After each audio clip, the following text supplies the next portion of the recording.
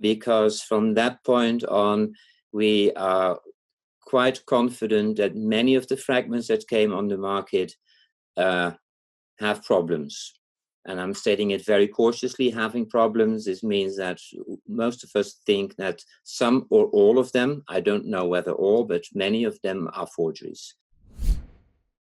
Shalom, this is Nehemia Gordon with Hebrew Voices, and I'm here today with one of the foremost experts on the paleography of the Dead Sea Scrolls, Professor Eibert Tigchelaar, who is a research professor in biblical studies within the Faculty of Religious Studies at Leuven University. Shalom, Professor Tigchelaar. Shalom. Hey, so I heard about you a few weeks ago. I was in Helsinki, Finland, at the International Society of Biblical Literature conference, and there was a session there where they were talking about something they called fishy fragments, and your name kept coming up, and your article was the basis of everything they were talking about during this session on the Dead Sea Scrolls, and I was kind of blown away. I almost felt like I was this innocent scholar whose innocence had been shattered when I found out that a lot of what we look to as the Dead Sea Scrolls are fake. Can you talk to us about this? And then restore my confidence in the Dead Sea Scrolls at the end, please. Please don't have your confidence. Please don't be upset. First of all, none of the fragments that we have known for tens and tens of years are fake. But what they were talking, I was not there, so I don't know what they were talking about, but I think they were generally talking about several tens and tens of fragments, perhaps even almost 100 that came on the market all of a sudden from the early 2000s onwards. And the term they used was post 2002 Dead Sea Scroll like fragments. Yes. That was the specific term. So I'm sorry, go ahead. Exactly. So why 2002? Because from that point on, we are quite confident that many of the fragments that came on the market have problems. And I'm stating it very cautiously, having problems. This means that most of us think that some or all of them, I don't know whether all, but many of them are forgeries. So to my knowledge, no one has argued that any of the fragments that were known before 2002 were forgeries. So that is the 2002. The Dead Sea Scrolls like fragments means they are fragments, and they, to the outsider or even to someone who doesn't pay close attention but still is a specialist, they look like Dead Sea Scrolls, and one could easily think they are Dead Sea Scrolls. Now, of course one could do that, because if you look at the regular Dead Sea Scrolls, and we actually have tens of thousands of them, and they have been published between the 50s and the 2000s. They appear in many different forms. Some are written extremely neatly, some are written by a hand which some scholars have called vulgar or inexperienced, etc. And because of that range that we find in the, let's say, in the authentic scrolls, we were not at that point, when they came on the market in the early 2000s, very focused on the possibility that even though they looked bad with regard to writing, that they could be forgeries. We just think they fitted somewhere in this wide range, from badly written, inexperiencedly written Dead Sea Scrolls up to beautifully calligraphic Dead Sea Scrolls. So they are Dead Sea Scrolls like fragments, and initially many experts just assumed they were from the Dead Sea Scrolls, belonged to the Dead Sea Scrolls, especially from Qumran. And only incidentally, there were some scholars who said, well, I'm not sure whether they actually come from Qumran, meaning those we know from Qumran actually look different from these here. But that was a minority. For example, Emil Puvesh wrote it once. He says, I have my doubts about the provenance of this specific fragment. Okay. So now you're only running 1 year behind, because the avalanche of articles and conference meetings, etc., on these fragments, it only started a year ago in at the International SBL in Berlin. I was not there either, but that was the place where where other people decided to put it in the open. And where you were in Helsinki this year was a kind of follow-up on this conference. Right. So I think for the last 5 or 6 years, a couple of people, including me, have been talking in small groups about are they forgeries? And if so, which of them are forgeries? And how do we decide which are forgeries? But it's a quite recent phenomenon. Well, so I want to talk about your article that's published on academia.edu. And was this published anywhere else? The article where you talked about the fishy fragments. I think bits and pieces were taken somewhere else. I used part of the data in a review article which I wrote recently, and other parts, but as such, I kept it on academia.edu just because everyone refers to it, so they still have access to that form. But in this form, the fishy fragments has not been published. Well, so I want to make this point. You wrote this article, and it looks like you wrote it in let's see. I'm here on academia.edu, and I'm looking at your article, and it's called Post 2002 Dead Sea Scrolls, Fishy Fragments, or Forgeries on Provenance and Authenticity. And I'm trying to find here where it says what the publication date is. It says a repost of a 2016 internet post on the likelihood of some, etc. It has 33 views. And I only bring that up to say this is a groundbreaking piece of research, and at least the academia.edu version only has 33 views, which means virtually no one knows about it. And obviously, I think it has more than 33 citations. So I don't know if people are passing it around as a PDF. Let me explain that. Yeah. I had at some point about 60 articles on academia.edu. Okay. And then they started sending me all these mails. If you want to do this, you have to pay. And if you want to do that, you have to pay. You can see we can keep track of this. And I was so annoyed with academia.edu that I took off everything. Okay. But then I realized people still wanted to look at this fishy fragments article. So I opened a new account and I re-entered it on academia. So it had, I think, initially a few hundred views. Even whatever view is was academia.edu, since you never know that. And right. Well, I have to say, for something as important as this, even a few hundred or a few thousand views would be very shocking to me. I mean, this really is groundbreaking. So tell us a little bit. And let me give a little bit of an overview, and you correct me where I'm wrong here. So you published that around 2016, correct? Meaning only 2 years ago. And then last year, there was the release of the I don't know how to pronounce it, the Shkoyan edition. So tell us a little bit about the Martin Shkoyan collection, and then we can talk about more of these details.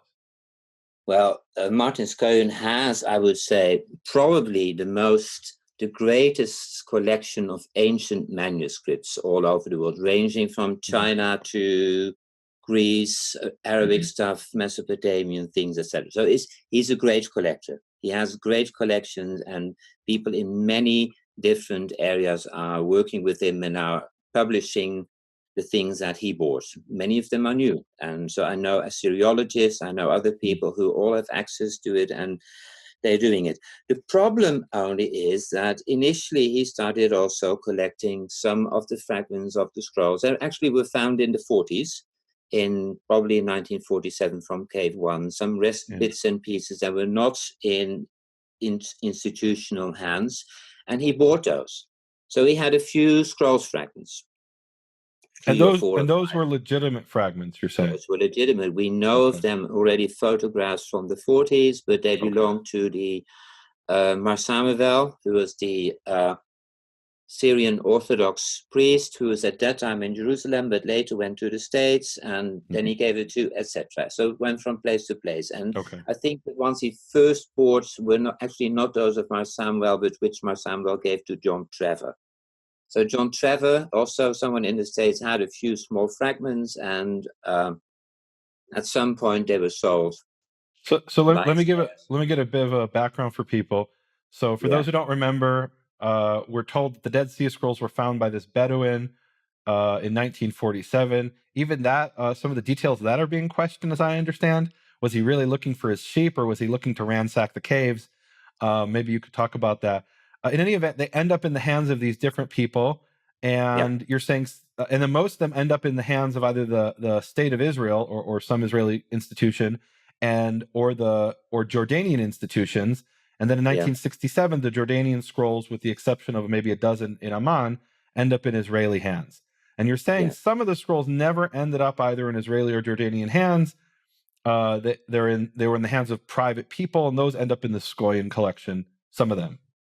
Well, initially a few of them. So Okay. John Trevor is famous among Yeah. scroll scholars because he was the one who made the first photographs in 1948. And he was on good terms with everyone involved, and especially Mar Samuel. And I'm not sure, I don't know the details, but in any case, he received a few very small fragments as a token of friendship or whatever. And 50 years later, more or less, those were bought by Scoian. So he had a beginning of his collection. Okay. And what happened afterwards is that Scoian, he was probably dealing with, for all his different collections, with many people over the world, but he got in contact with Kondo, William Kondo, the son of the person who initially was the broker of the scrolls, and asked whether there perhaps were more fragments which he could buy.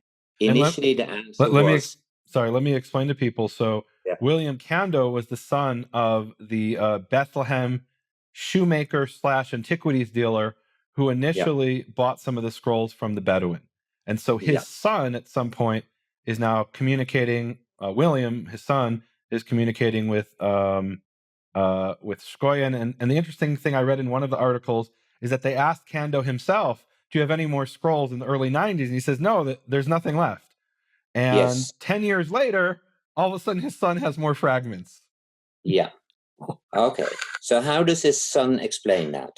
I mean, first of all, I think the rule would be that with antiquities dealers, one should never entirely trust what they say. Okay. They always keep things behind, and that's not only in the East, it's also in the West and in the Netherlands. At some point, I was often visiting an antiquities dealer, and Okay.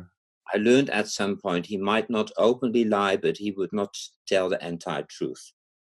So that is normal. So how did they explain later that there were still fragments? Now, there are variations, and I think each of them might be true to some extent, but together they don't explain everything. First of all, I think there are good grounds to believe that during the 50s and the 60s, some of the fragments of Kondo were smuggled out of what was then Jordan and later Israel, through Lebanon to Zurich. I assume that a very large fragment, which still has not been solved, which is well known because it also was exhibited a few years ago in Houston, a large fragment from the book of Genesis. Probably that one was already there for decades and decades and decades. And according to some people who have been there, it's in a vault in a bank in Zurich. Okay. Now, having a major fragment, perhaps this size, is something completely different than having tiny, small fragments of a quarter of a credit card or whatever. And that's what most of what we're dealing with. They're very small fragments. We are dealing with very small fragments to very large fragments. Okay. I mean, among the two post-2002 ones. Okay. So this is one. Apparently, several or more fragments were found their way to the Lebanon and perhaps from Lebanon to Switzerland. A second case, which can be demonstrated, at least in a few cases, is that where Kondo bought back or brokered for the heirs of those who had bought fragments in the 50s and 60s. That means all kinds of Europeans and Americans, and perhaps even other ones, bought fragments mostly from Kondo during that time. And he probably kept a logbook or whatever, and the young Kondo, his son, says that he has contacted some of those people and asked whether he could buy back the fragments and retrade them. Now, I think there's one clear case where this has happened, where we know actually that this person had the fragment for many years and that his family sold the fragment back. And I can imagine that in a few other cases that was also the case. Can I interrupt for a second? So one of the issues here, and correct me if I'm wrong, I believe one of the issues here is the legality of this international trade in antiquities. There's a UNESCO treaty, which, as far as I understand, Israel's not a signatory to, but Israel has the 1978 Antiquities Act, which says that, and this is hard for a lot of people to understand. If I go and dig in Israel and I find a coin, that coin belongs to the state of Israel, even though the state of Israel didn't know it existed. And that's actually the case in most countries. And because of the international law, if that coin ends up in New York, you can go to court, the state of Israel can go to court and demand the coin be returned, even though they never knew it existed before I discovered it, if they can prove it came from Israel. Yeah. So that's part of the issue of the murkiness of where these fragments are coming from. Am I right? Yes. One of the issues, of course, is that the state of Israel doesn't claim that anything that has ever been found in what is now the state of Israel belongs to the state of Israel. So they put a time limit at some point. I forgot. Right. It's 1978, the 1978 Antiquities Law. The 97. So it means that anything that has been found after 1978 will automatically belongs to the state of Israel. Correct. Anything that has been found at exactly the same place before 1978 would not.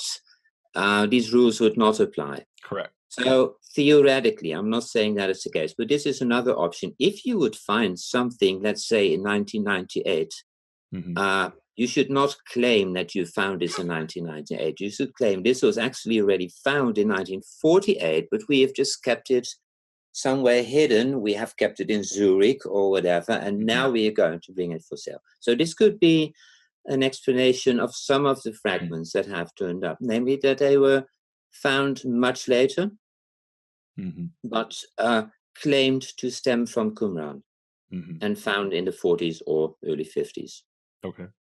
The fourth option is that at some point I pressed someone who was close to Kando. I said, why doesn't he give disclosure where all of a sudden all these fragments come from?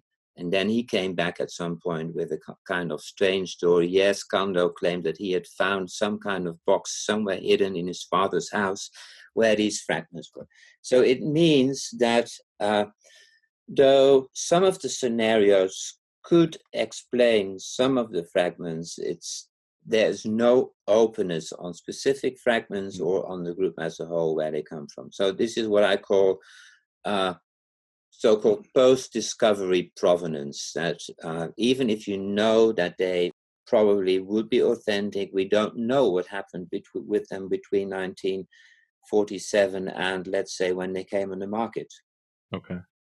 And this has always been stated because of this murkiness of the trade or of the privacy of those who owned it, etc. And once again, this doesn't apply to the over 10,000 fragments that are in the hands of the Israel Antiquities Authority and the dozen or so fragments in Amman, and I think there's some fragments legitimately in Paris as well. I mean, those are considered 100% legit, no question. Yes. Okay. So basically, one could easily state that those who selected those fragments, who bought them in the 1940s and 1950s, already had a keen eye for what would be authentic or not, because people sometimes came there with scribbles that didn't even look like Hebrew, and they put them in between, but they selected them out immediately. And I would say at that point, there was not even the expertise to make these kinds of forgeries or texts as have come on the market now. So that's a really good point I want you to come back to. But so tell me, so when you published this article 2 years ago online, post-2002 Dead Sea Scrolls, fishy fragments or forgeries, what was, and I read the article, but explain it as far as you can in layman's terms. You brought 4 examples. How did you decide that those 4 examples were representative of the problem of likely being forgeries? Yeah, I can't even remember which ones I selected, but I'll just give a few examples. Sure. Yeah. I think what I have done and what other people have done, we have observed a series of strange phenomena, each of those being what one could call a red flag. not necessarily being full sound evidence that they are forgeries, but taken together or individually, these are red flags. And everyone does that from his or her own expertise. Yeah. So what I've been looking is my knowledge of the corpus, my knowledge of the script, even my knowledge of orthography. But even after this article, one of my colleagues who's working actually on all kinds of different parchments said, this doesn't look right at all. This is this parchment, and in this case, is this Deuteronomy fragment we'll be talking about. It is far too red. We don't have those for Dead Sea Scrolls. So this is the not hue, something. the color was far too red. Yes. Wow. So that is, of course. Well, when I will use the word red in two senses, that also is a red flag. It doesn't mean. Normally that this, you can't say it immediately, it is too red, this fragment, and hence it is a forgery. But it is something like, wait a moment, we don't have red fragments like that. So how is it possible that all of a sudden a fragment like that turns up, looks like a Dead Sea Scrolls fragment, but has a wrong color? Okay. And can I raise a really interesting problem here? So years ago, I worked for Emmanuel Tove on the publication of the on DJD series. And the scholars that we interacted with there were working with black and white photographs. I think it was very rare that anyone had actual direct access to the original fragment. And even if they did, it was harder to read than the photograph, because the photographs were taken in the late 40s, early 50s, I guess early 50s, some of them later, some of them infrared, and a lot of the actual pages were now turned black and very difficult to read. So, but what you're describing is someone isn't working with a photograph; they're working with the actual fragment. Is that in the Skoyen collection? Is that right? Or since over the last 10 years, we have these great, or 15 years, these great color photographs. Okay. And of course, you still have to check. I mean, a photograph can get the wrong color, not the original, not the kind of color, but at the moment, also through the website of the IAA, you can see many photographs, many fragments, both in color and in black and white, right. which gives scholars who are focused on identifying fragments or looking them an extra means of comparing. Okay.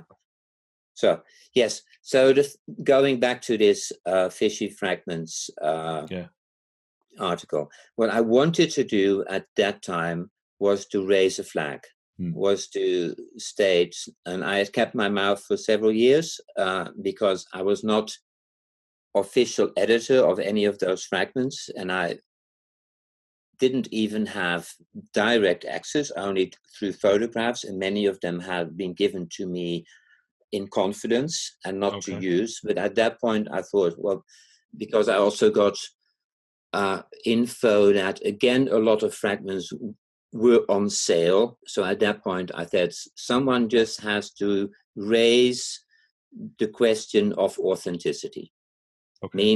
Meaning I'm not stating completely with complete certainty these are all forgeries, but we have to be very serious on the possibility of forgeries. And let me bring up one of the examples that I found extremely fascinating. And this is the one that's at the Azusa University #3, and it's of Deuteronomy 27, 4-6. And they refer to it as the Har Gerizim or Mount Gerizim fragment. And the reason it's important, and I've studied this extensively before I found out about your article, the reason it's important is there's this passage where it talks about the Israelites are commanded to build an altar on Mount Eval in the Masoretic text, and in the Septuagint, and in virtually every version except for one old Latin manuscript, all of them say the it's to be built on Mount Eval. There's one Latin manuscript that says Mount Gerizim, and of course the Samaritans have their holy site at Mount Gerizim. And lo and behold, this fragment shows up, and Professor Charlesworth publishes it, and he says, "Look, I tried to prove it was a forgery, and I can't, so we have to accept it." And he even goes, it's a really interesting article. I have it right here, the article he wrote. He calls James Charlesworth announcing a Dead Sea Scroll fragment of Deuteronomy, and it's called "What is a Variant?" from March 2010. And he makes the bold claim that what we have in the Masoretic text is the variant. And this is the original reading. And you come, and I heard Emmanuel Tove mention this fragment in passing, during a lecture at the SBL last year in Boston, and I didn't know what he was talking about. He said something about, well, it's not clear if that's authentic. And I'm like, what? And I had other things going on, so I didn't pursue it. And then this year, they bring up your article, and that's one of your 4 examples of this is likely a forgery based primarily on the paleography. The letters don't match the style of each other. So talk about that a little bit, please. Yes. So when Charles Worth published this, it was a shock for many people, because here we would have people went in 2 different directions. They either thought, well, this could be one of those Samaritan text-like fragments, but this was what at some point sometimes is called sectarian Samaritan, one of the very specific Samaritan issues, which one would not expect then at Qumran, for example. Right. I believe there's 4 Samaritan-like fragments at Qumran out of thousands of fragments, and even those don't have the specific issues related to Mount Gerizim, which is what you find in the Samaritan Torah. Yeah. In other words, the Samaritans, from a Jewish perspective, added in Mount Gerizim as the holy site, and from the Samaritan perspective, the Jews took it out. So the Samaritans have a so-called 11th commandment, which mentions, and they count the commandments differently. They still say they're 10. But their last commandment is to worship on Mount Gerizim. And Jews say, you guys added that. And Samaritans say, no, you guys took it out because you were devoted to Jerusalem. And here we have a Dead Sea Scroll at Qumran, which is not, why would there be a Samaritan manuscript at Qumran, especially when it's not written in the Samaritan script? Yeah. So this was earth-shattering at the time and still is in some circles. Yeah. And it came very timely, that fragment, because especially, I think, in the early 2000s, this entire discussion, especially about Deuteronomy 27, not in generally about the Har Gerizim references in the Samaritan Pentateuch, had been rediscussed with people like Adrian Schenker and Thomas Römer, a lot of these European scholars who actually made exactly the argument that you explained here, that in this specific case, it is possible that the reference to Mount Eval in the, let's call it the Jewish Bible or the Masoretic text, was actually a substitution for what was in the more original text, the Mount Gerizim. If you've dealt with it at length, you can explain it to your readers, to your listeners, etc. But basically, this was a very interesting article because it's of their work, because it stated it is not black and white, that every single time where we found the Gerizim in the Samaritan Pentateuch, it is secondary. Yes, it probably is secondary in many cases, except for this one case in Deuteronomy 27. So what Charles Worth had in hands was what, according to critical scholars of the early 2000s, was actually the original text of Deuteronomy 27. Now, how to assess a fragment like this? First of all, and I didn't do this only with this fragment, but I went through all the fragments that I knew, and I still keep doing it. My first question is, if you find a loose fragment like this, can we assign it on the basis of its appearance and on the basis of its writing to any of the manuscripts we already know? Normally, if it would come from Qumran, one would expect a large likelihood that it would be the umpteenth fragment of a manuscript we already know. And just so people understand, this fragment is, I'm looking at it right now in the Charles Worth article, it's 3.5 lines. You may call it 4 lines. It's it's what, the size of a credit card or smaller. So what you're saying is maybe this belongs to a different manuscript, which we know is legitimate. And one of the things I deal with more than right these days is medieval Bible manuscripts. And it's very common that I'll find some fragment in St. Petersburg in the Antonin collection, which is the Geniza, and you'll find another page of the same manuscript, and you can tell by the handwriting in the JTS in New York or someplace like that. So this is the best thing you can hope for to verify one of these so-called fishy post-2002 fragments, is if you find that it belongs to an existing manuscript or existing legitimate scroll, then you know it's legit. So have there been any like that you were able to connect?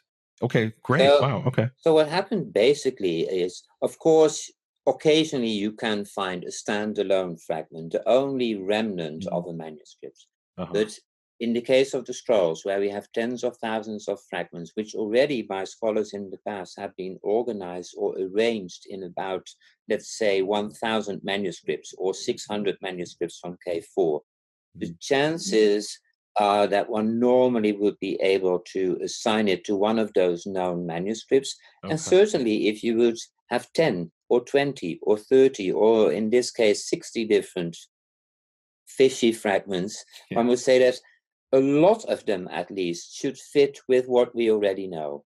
In this case, if you look at all those fragments that turned up after 2002, there's only one out Only of the one. six.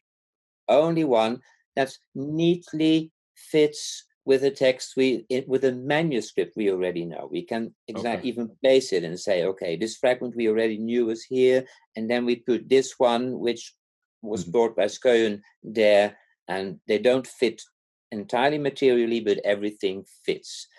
Now we would expect much more like this. So this is it's one of the small red flags. The red flag is, okay, here we have something that is claimed to be from K4, but it doesn't fit anything that we have from K4. That could happen, but if this happens every single time, then something strange is going on. The second thing is the following, and this was a real problem because we know we have experienced writers, but we also had even writers who probably perhaps copied scrolls for public distribution. Perhaps they sold them, I don't know, but very beautiful scrolls, often biblical and sometimes non-biblical scrolls. But we also have series of manuscripts or fragments from Qumran that clearly were not meant for public distribution, not written by individuals for their own intentions. Whether they wanted to keep the text or whether it was an aid to memorize the text, we don't know. But it was written in a different, less calligraphic hand. And Sometimes that's in some of the legitimate scrolls. yes. And do we have? And I don't remember. Do we have writing exercises? Like I know in the Geniza, in the Lewis Gibson collection, you have hundreds of pages that were literally writing exercises. No, we don't have them like those. Actually, you should. This is a side tangential remark, but actually, you should distinguish between where people do writing exercises just to learn the forms of the letters. And what's sometimes also called writing exercises is that you test out your pen. You have to cut it, you have to sharpen it, you write letters, etc. So sometimes these are confused. The letter we do have, where clearly We do have them. You see it's a very nice hand, but they were using this scrap of paper to practice their pen. That's it. So we do not have the writing exercises that we know from the Geniza, or that we know from Oxyrhynchus, the Greek writing exercises from school practices, etc. Unfortunately, we don't have those. But so what we have is this wide scale of unpracticed versus almost calligraphic hands at Qumran. Now we look at this fragment, and you have them in front of you. I looked at it half an hour ago, so I'll just do it from the top of my head. So I am used to, there are some very important Dead Sea Scrolls that are written in, let's call it, in less practiced hands. And some of the scholars from the 1950s called them vulgar or whatever, stating. What's the word? Vulgar. Vulgar. Okay. Yes. And so people understand vulgar in the Latin sense of the people. And I remember Professor Kucher of the Hebrew University, he gave the example of in your church you read the King James version, but at home you read the Revised Standard Version, which is less formal, and he called that a vulgar version versus the formal version like the King James. And so you're saying in ancient times they had a similar sort of thing. Yes. Well, I'm now not talking about the content, but about the writing. Right. But it means it was an that, analogy. It's not a perfect analogy. Yeah, the analogy is good, and you can take the analogy also to other areas like spelling, for example, orthography. But even if you look at those vulgar letters, you will see that the forms of the letters are often irregular.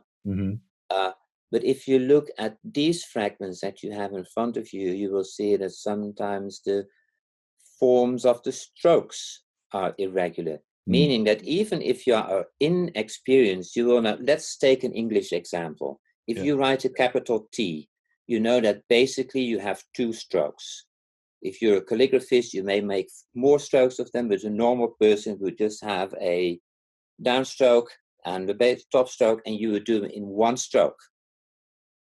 One stroke down, one stroke horizontal. Okay. However, if you look at several of the letters here, you will see that even this downstroke is written in bits and pieces. Meaning this is not a writer, that a copyist that may, if you have a vulgar writing, they may have done it slightly in the wrong direction, or too long or too short, but they still would normally do it in one stroke. Many of the letters that we find in these fragments are not written like that. Wow. Now, another colleague of mine who is even more specialist in paleography realized it very soon, but he was hesitant initially to say these are forgeries. So all the time he was talking about a hesitant hand. Okay. Meaning this was not someone who just made a stroke. This was someone who thought, oh yeah, and then this bit, and then that bit, etc. So this is not natural. So let me bring a modern example, and I don't know if the kids these days deal with this, but when I was in high school, not that I'm confessing anything, and I decided to ditch the morning class, and I would come in with a note from my mother, and what would I do? I would put a piece of paper over my mother's signature and trace it. And so they're not fluid strokes. I'm stopping in the middle because I'm trying to copy her signature. Not that in retrospect, like the office people didn't even know or care in high school, but so you're saying basically somebody was trying to reproduce the lines and hesitantly didn't do it the way an ancient person would do it. Let me read a quote here from Charlesworth's the article of Charlesworth. He writes, and you refer to this in your Fishy Fragments article, this scribal hand represents archaic forms that can be dated perhaps to 175 BCE and later forms that date from around 50. What? So how is that even possible? And he's... In theory, it's possible. I mean, but not the way he presents it. I mean, there are hands, there are old forms that are continued, but not all of them. It's definitely a red flag. It is a red flag. And let me point out... at it more. Sorry, go ahead. Now, the problem, of course, if let's assume that this is a forgery.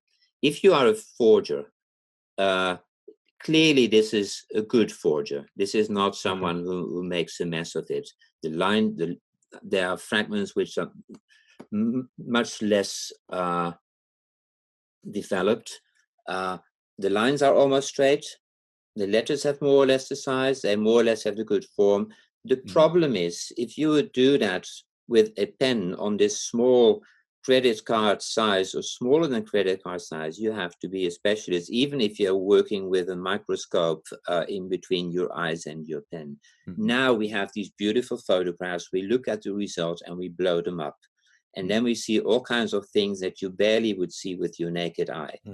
And of course, we can compare to all kinds of other fragments that also are blown up in photographs. So I don't entirely blame my colleagues who just saw the original in small size or had small photos and who didn't immediately see that there was something wrong. But if you blow it up, it makes it very... I mean, if you have the photograph in front of you, I'm not sure whether you have that one. Yeah. Well, I have the 9 dubious... this is an article which I'm going to put a link to on the website. It's called 9 Dubious Dead Sea Scrolls Fragments from the 21st Century by Kip Davis et al. And they essentially definitively prove what you suggested 2 years ago.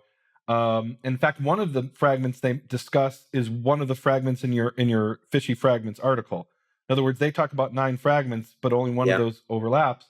And now they've definitively proven that some of these are a forgery. My favorite example here in the 9 Dubious Fragments article, I'll just give some examples of how they proved this, right? And they're coming... You came as a paleographer. They use paleography and what we might call like natural science methods. Yeah.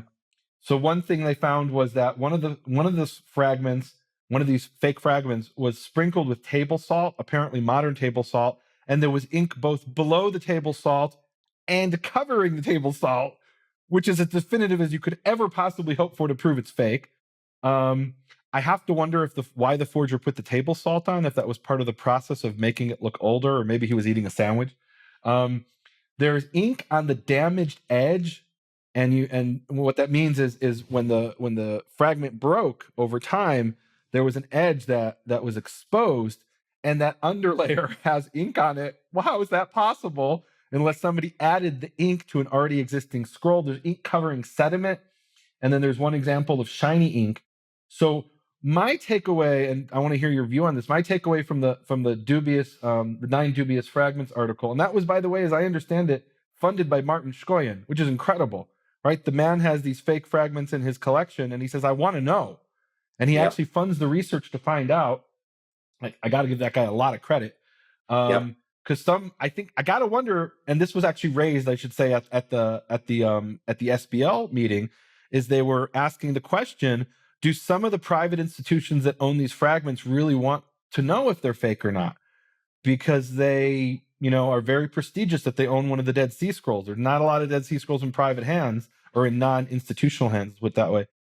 So Martin Shkoyan clearly wants to know, because he funded the people that debunked at least some of his scrolls, 9 of the scrolls.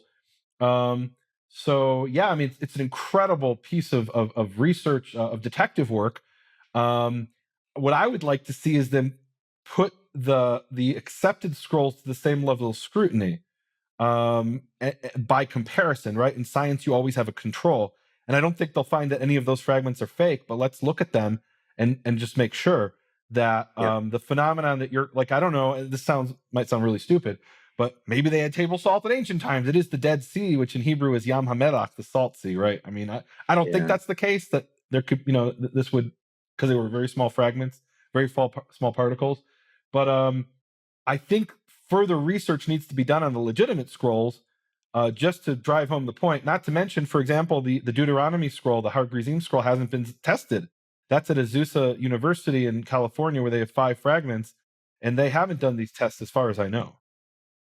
No, I know that this is a lot of questions. I'll just go through some of them. Please. I know that Azusa is taking things seriously, and that they have had at least one of these fishy fragments C14 tested, indicating, as far as I remember, that it would come from antiquity, from the period one would expect, which of course then raises a new set of questions. Are we all wrong in our claim that this is a forgery because the parchment is old, or is it possible that old parchment was used? So I want to stop you there, because that's actually the claim of the 9 Dubious Fragments article, that came out last year, 2017, by Kip Davis and others. The claim, as I understand it, is that there were fragments of scrolls that had no writing on them. And some of the listeners are thinking, why would there be a fragment with no writing? Look at any of the intact Dead Sea Scrolls. Look at 1Q Isaiah A, and the top and bottom margins have no writing, right? Yeah. So if somebody got a hold of a bunch of those and said, hey, I could get maybe a few $1,000s for this, or if I add a textual variant from the Bible or the book or 1 Enoch, I could get $500,000 for this. I understand that argument. The only thing is that I don't know how one could just stumble upon a series of ancient materials. Maybe Kando had them. Yeah, they could be found somewhere. And a few years ago, they found what was temporarily called Cave 12, where they actually didn't find the scroll. They found something which initially was stated to be the ending of the scroll, the unwritten part. So it is possible that one would find either unwritten ancient parchment somewhere, but this is not, I think I should stress this is not the same as that one finds a lot of unwritten ancient papyrus in Egypt, where we have so many of this material, where it apparently is not that difficult to find ancient papyrus. It would be very difficult to find enough ancient parchment.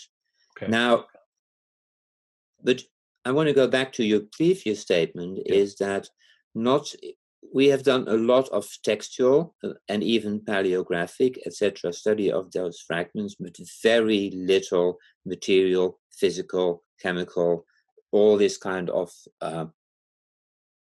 ink, how they were preserved, material analysis.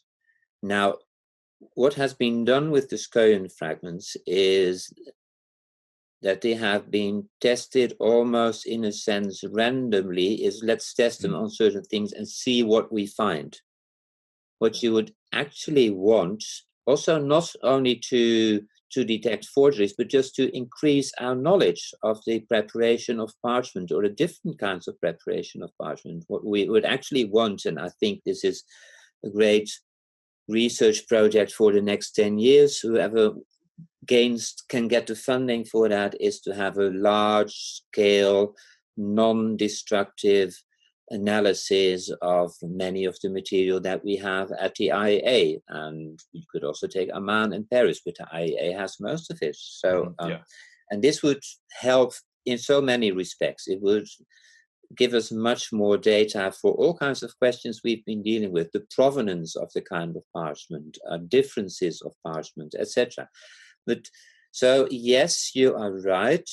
A lot of things have turned up, and they, on purpose, they have not published everything they found. And this was on a conference last year in Boston, where Ira Rabin, who had been doing the testing, said we should not put in the open just all our findings, because if we do that, in the next step is that they will anticipate this kind of testing and do things differently. She said, in principle, it's open. If you get a permission of those who asked us to do it, then you can get a lab report, but we won't just publish it in a journal so that everyone can see it. In other words, it'll be a guide if they publish how they determine these were fakes. Next time the forgers will be better and use it as a guideline of how not to get caught. In principle. So there are many different things. So I'm not privy to a lot. I know what is here. I've heard one or two other things, but they may have tested other things I'm not even aware of. Okay. And, so yes, you are right. So the interesting thing was when we started in 2012 or 13 discussing these things and considering the possibility of forgery, then the question is, how do we prove it? Because in the humanities, we have a history of disputes among scholars whether something is or is not a forgery. And often these are senses of those who look at those and say, given my experience, I think this is not correct, or given this is, but then someone else comes and makes a different argument. So what we actually, though I'm happy with my own expertise is not shared by that of others who may have different expertises and come to a different conclusion, philologically meaning. So it is extremely helpful that from a material point of view, some of our doubts have been confirmed. And not all of them have been checked. And in many cases, it is not conclusive. You gave a few of the most telling examples. Given the question is, what kind of scenario can we imagine? Can we imagine that there would be salt where one would write over? And what I understood is not just salt, like one would find perhaps anywhere in Israel, but it is this processed salt, all exactly the same size that we now have in the table salt. Right, exactly. Yeah. I mean, that's pretty conclusive. So this is really an incredible piece of scholarship that you did, that you suggested, these manuscripts were fake, and at least one of them of your four is now definitively, I think, been proven has been fake with this scientific or natural sciences, physical sciences approach. So that's pretty incredible. That's, because like you said, there are a lot of documents, as you say, in the history of, I know in Jewish studies, that have been questioned about whether they're forgeries or not. Probably the most famous forgery in Jewish studies was the Jerusalem Talmud. I think it was the Tractate of Nashim in the early 20th century. And when they went through it, they realized every single word there is a quote from somewhere else. And there's no original words there. There aren't a quote. And so they determined, okay, this is a forgery. And then there is, of course, another famous example is in the Furkovich collection. Some of the colophons of the manuscript to this day, there are people who at the drop of a hat say that's a forgery because they have a gut feeling. And there's other people who say it's not. And there's, as far as I know, no real way to tell. And it's very frustrating. I deal with those medieval manuscripts, and one person gives it a date of 847, the other says no, it's 1020. How do you know? I mean, and in those cases, they're not so far willing to do some of these natural science experiments. I've actually asked for one of the manuscripts for infrared photographs to be taken, and never got it. They wouldn't do it. So I think we have a series of comparable and different problems when it comes to forgeries. On the one hand, we know, and the complaints were already around 1700 when they became aware of this issue of forgery and started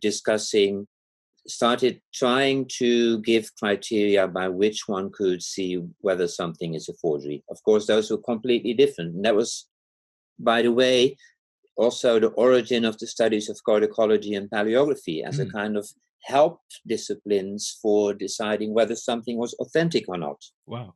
So that was about 300 years ago. And of course, one did not do the kind of material test that we do now.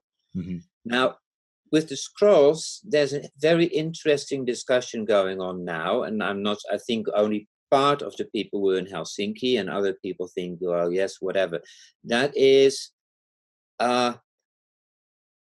let's call it, what is our starting point? Do we assume things are, even if they just come on the market 60, 70 years later, do we assume they are authentic unless it is proven that they are forgeries? Or, which is still the opinion of some of my colleagues, the benefit of the doubt. And if we can't prove it, even if we have the doubt, we will still treat them as authentic.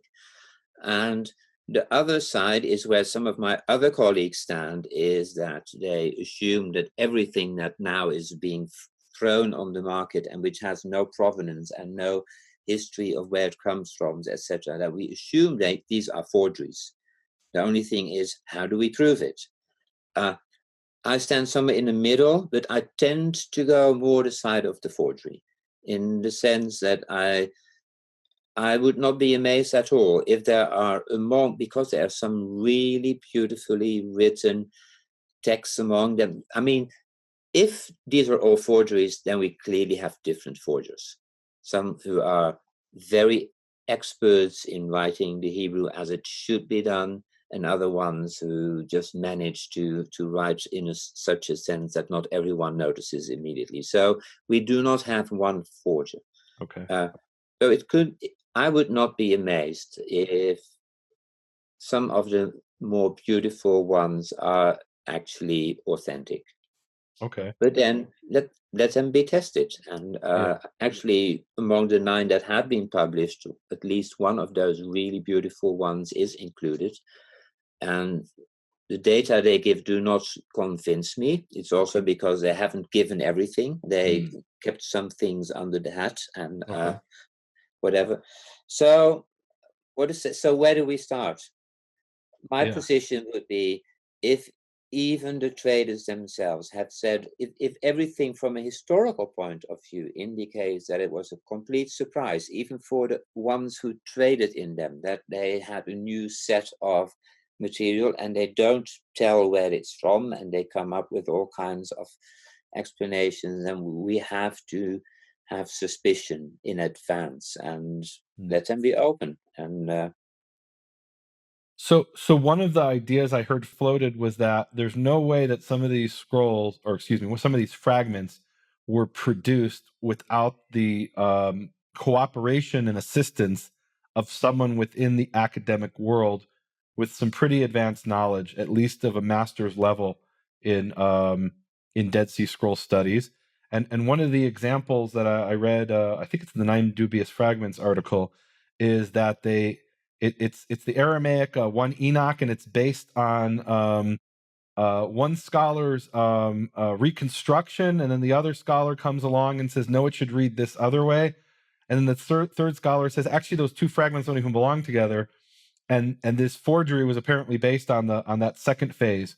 So somebody is reading the DJD volumes and coming up with the text for the forgery. This isn't, some illiterate Bedouin. I mean, what's what do you say about that? Yeah. Yes and no. Perhaps this example that you give is maybe too far-fetched from my perspective. It's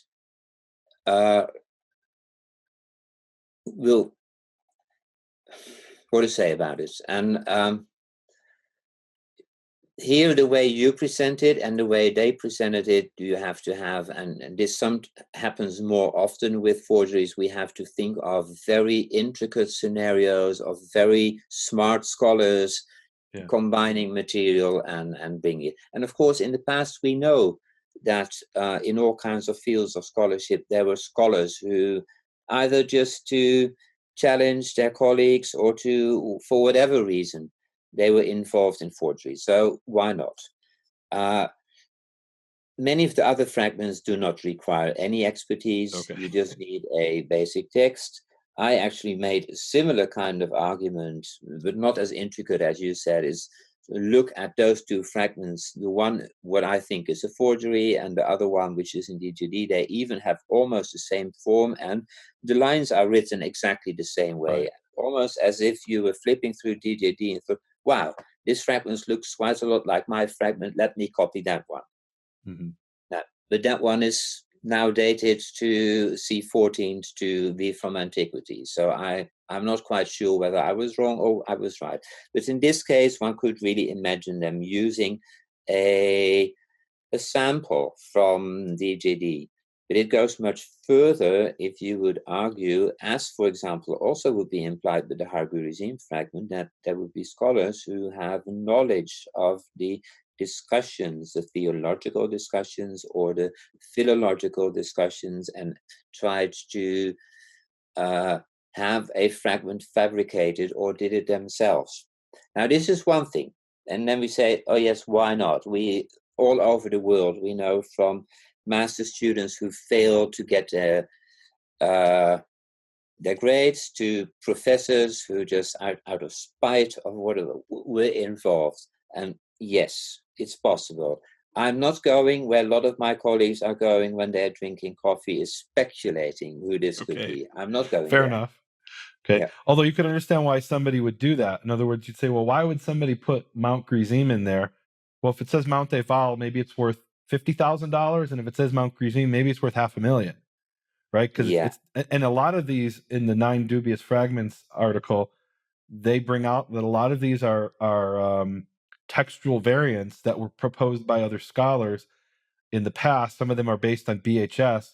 My favorite example is, and I want to hear if you remember this one, and my name is Nehemia, right? So my favorite example is in the book of Nehemiah, where there's a little symbol in the BHS that looks like it was copied by accident, a little like alpha or something, into into this fishy fragment. Yeah, it looks like it, yes. And we normally don't have things like that. So yeah, this is that wasn't done by someone with great expertise. Let's put it that way. No, exactly. So it's very, let me put it in general terms. All these things that we see are warnings, what could have happened, but scholars are also very good in building up large scenarios about what exactly happened, what the forger thought, which specific book he used, and etc. And then we are going to and fro between the very smart, informed forger who combined scholarship of different scholars, and then we have another one who was so stupid that he even didn't know that this specific thing in BHS was not part of the text. So I would almost say, yes, it is possible we have those, but also be careful with giving ad hoc from case to case explanations what happened, even though they are contradictory. But Okay. it's a nice story, indeed. It looks like one of those small aleph which is used superlinear in the text to refer to what is in the critical apparatus. And if it's not this aleph, then we don't know what it is. It's just a squiggle. And it could be a colossal coincidence. It's possible. So what is the future of the Dead Sea Scrolls research and of these fishy fragments? What do you see going forward? Well, first of all, I would say we have these tens of thousands of fragments, or even if we have joined them, the ones that were found in the 40s and 50s. And we have major texts that are being studied by people for their dissertations, or in further research, we have thousands of small fragments that gradually, one by one, people identify. They say, wait, this actually fits here in this manuscripts, and then we get that. It doesn't go fast, but there are 10 to 20 a year. And from that perspective, and these are all authentic, these are all accessible, and from that perspective, these 60 fragments that have turned up, of which I would say perhaps 45 out of these 60 are not of any interest scholarly, these are academically not important. At the very best, and this would be important in principle, at the very best, they affect our statistics. For example, if finally you find a fragment of Nehemia, then if you never have had one, then it's important to know. But if you find a umpteenth fragment with 6 words from the book of Psalms, in a sense, I would say, who cares? From an academic point of view. Now, there are, among those fishy fragments, there are a range that are also could affect scholarship and therefore are important. The one is certainly the Hargerizim fragment, because it would show that what scholars have thought actually is attested by a Judean fragments. That would even mean that we have first century evidence of something that we think was already changed in an earlier time. So still some manuscripts preserving Hargerizim instead of Mount Eval. Another case which would really be important for discussions that are going on is this large Jeremiah fragment, which goes along with the Septuagint text, but not entirely. Also sometimes has Septuagint readings and sometimes has MT readings. And this is important for the entire discussion about the relationship between these two versions and how they fit exactly. However, if this is a forgery, then we can just put it aside. So in this case, it will affect mainstream scholarship on Jeremiah. So what you're saying is there are a number of fragments that are maybe the study from the natural sciences perspective is quite urgent. Yeah. Okay. So hopefully those will be studied soon. That at the very least, we should keep those aside and be aware, if we are working on those, that we cannot use them as solid evidence, as textual evidence, as witnesses from the 1st century BC, until we have final knowledge about it. Okay, fair enough. Yeah, wow. Any final words or thoughts? On the one hand, I would just wish we could put these forgeries aside and just move on with scroll scholarship, which actually develops into many very interesting directions. And this issue is actually a financial issue. It's not an academic problem. It is not like, for example, the Gospel of Jesus' Wife, which would force scholars to think about forms of Christianity in the 2nd or 3rd century. Most of these fragments are only of interest for people who want to make money or people who want to collect, and not for academics. So for academics, I would say we have enough work to do with the material that we already have and know that is authentic. Okay. With the exception of, like you said, maybe 25% that are important, like the Mount Gerizim and the Jeremiah, and there's a few others, I think, that really could change the picture of scholarship in those specific, areas. Yeah. That's A few, yes. These are the two I think of from the top of my head, and I think probably these would be from a biblical scholarship point of view, the two most urgent fragments to decide upon. Gotcha. Wonderful. Well, thank you very much. Appreciate you joining You're us, welcome. and I enjoyed it. And have a good day. Shalom. Thank you. You have been listening to Hebrew Voices with Nehemia Gordon. Thank you for supporting Nehemia's Makor Hebrew Foundation. Learn more at nehemiaswall.com.